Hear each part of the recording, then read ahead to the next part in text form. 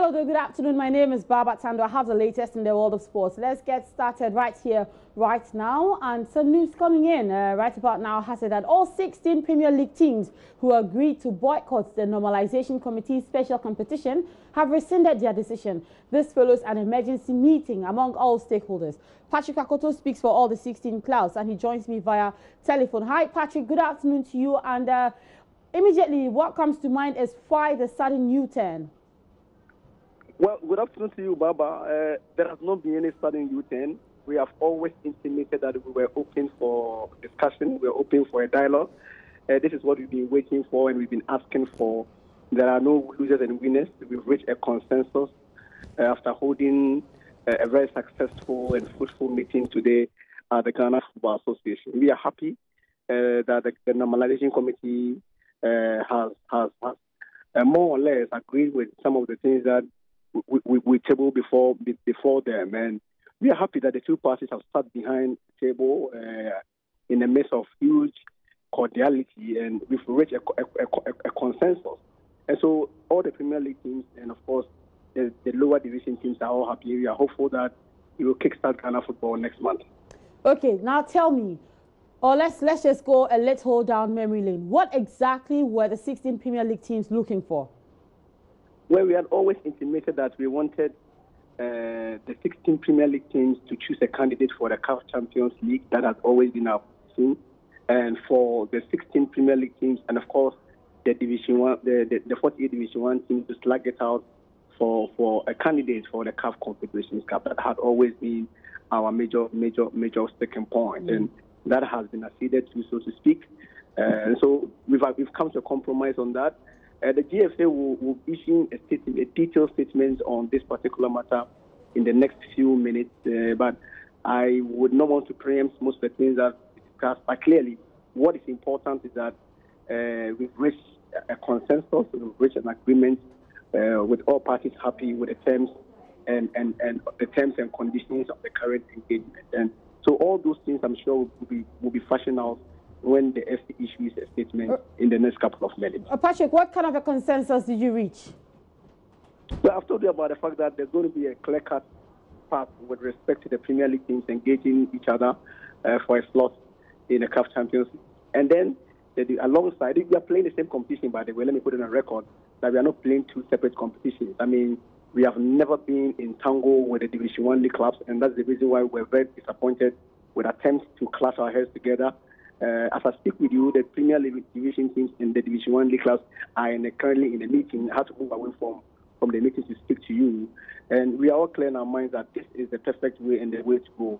We are grateful to the Normalization Committee. I think that they've become extremely accommodating. And we all want to ensure the betterment of Ghanaian football. That is more important.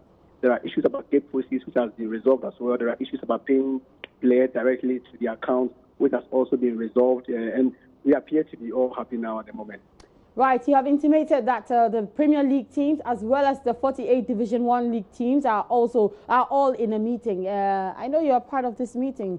What really are you looking for, especially now that you have reached a compromise with the Normalization Committee? We are looking forward to an exciting time. I mean, we have never had any issues with anybody. We had always intimated that the format as it was constructed initially was probably a bit problematic to the elite division clubs of Ghanaian football. We had to drum home that point. Luckily for us, fortunately for us, the interim body of the Ghana FA has came through it, and we have reached all comes to a certain level of a consensus. Okay, Patrick, back to the question I'm asking. You are in a meeting right now, Premier League and Division 1 League teams. Exactly. What is this meeting about? What do you hope to get from this meeting? We are joy-joying, that's all. Joy-joying about? We are joy-joying about Ghana football. Right. So this competition that is not going to be happening, is it that the Premier League, the Ghana Premier League will start soon, so as the Division 1 League? Is that what's going to be happening? I'm sorry, can you come again? I am asking. So in the absence of the Normalization Committee's special competition, are we looking at the regular Ghana Premier League starting alongside the Division 1 League? Well, that is out of reach and out of my jurisdiction to talk about. I think that question is best to be attended to. But since you reached a consensus with them, I was thinking. Baba, what I do know and what has been tabled before everybody today is that the Premier League or the special competition, so to speak, will return on the 3rd of February. There will be a launch. The FA issues a statement in the matter of minutes detailing how all the programming will go. So, special competition, Premier League teams separate, Division 1 league teams separate. We'll be playing it simultaneously. All right. Okay, Patrick. Okay, Baba. Thanks very much for your time. Thank you very much. All right, so Patrick Akoto speaks for all 16 Premier League teams who have suddenly decided or rescinded their decision to boycott the Normalization Committee's special competition. Away from that, let me take you to Australia and see what's been happening in the Australian Open so far. Some matches have already gone on. We've seen Joe Wilfried Tsonga qualifying, same as Alexei Popyrin. Filip Krajinovic is gone.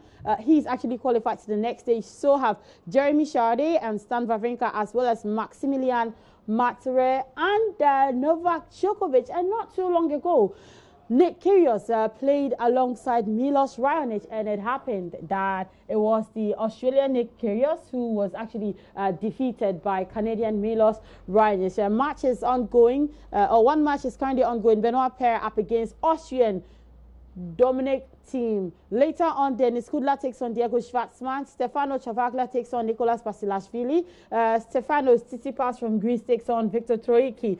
Kevin Anderson faces Francis Tiafoe from the US of A. And of course, Roger Federer takes on Daniel Evans. Gail Monfils is up against Taylor Fritz. Those are a few matches to look forward to. In the women's division, Venus Williams, she has defeated Mihaela Bezaznescu.